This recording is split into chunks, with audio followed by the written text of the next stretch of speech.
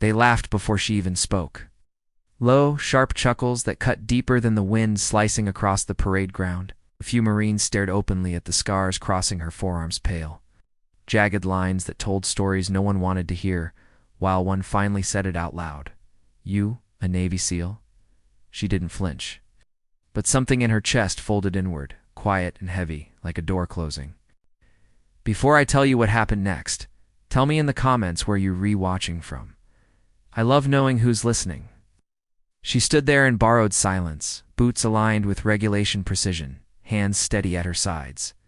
Lieutenant Mara Hale had learned long ago that silence could be armor. The snickering Marines didn't know her name, only the rumors that followed her like smoke. That she was transferred, that she was injured, that she didn't belong. The scars were proof enough for them, proof of weakness, of something broken.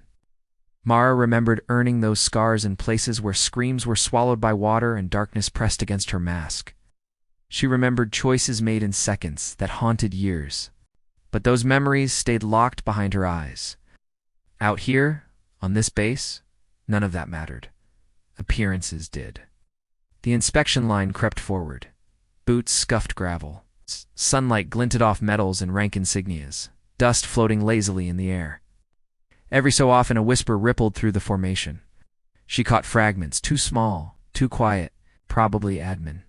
She wondered, not for the first time, if it would be easier to explain everything. Then she remembered the oath. She stayed silent.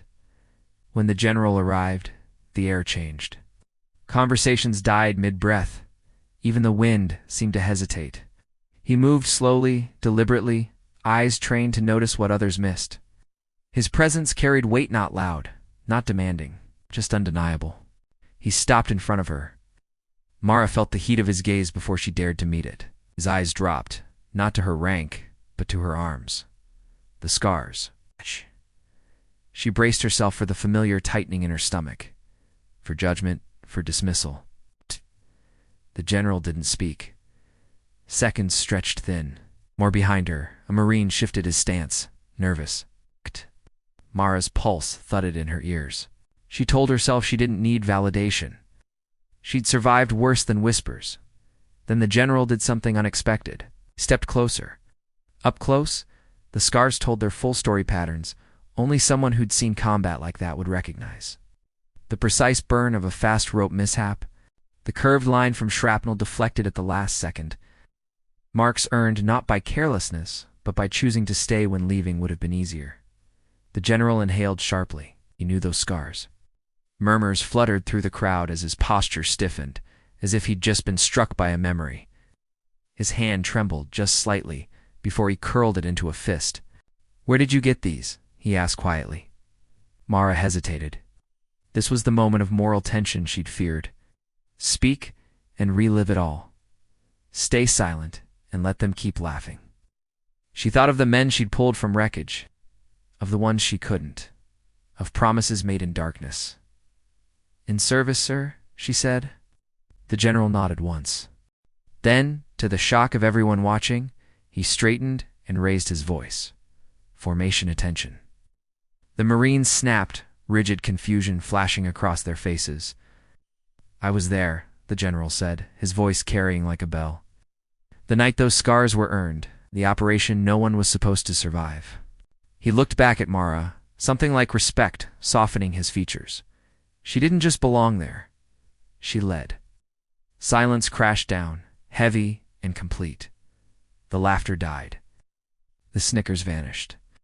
Some Marines stared at the ground, shame creeping into their expressions. Others looked at her differently, now seeing not weakness, but endurance. Mara felt her throat tighten. She hadn't expected this. She hadn't asked for it. The general turned to her. "Thank you for carrying what others couldn't," he said. Then, softer, "You're exactly where you're meant to be." When he moved on, the formation remained frozen. Finally, someone began to clap. Slow at first, then louder, until the sound swelled into something warm and overwhelming. Mara blinked hard, steadying herself. The scars were still there, the past hadn't changed. But the weight she carried felt lighter. That day, she didn't correct a single person. She didn't need to. The truth had spoken for her. Kindness doesn't vanish, it waits, and it finds its way back. And just like those scars beneath the sun, the truth had been visible all along, waiting for someone brave enough to really see it. If this story moved you, share your thoughts in the comments and consider subscribing to Whispered Words for more stories about resilience, courage, and the quiet strength we overlook too easily. Your voice matters here, and I'm glad you're listening.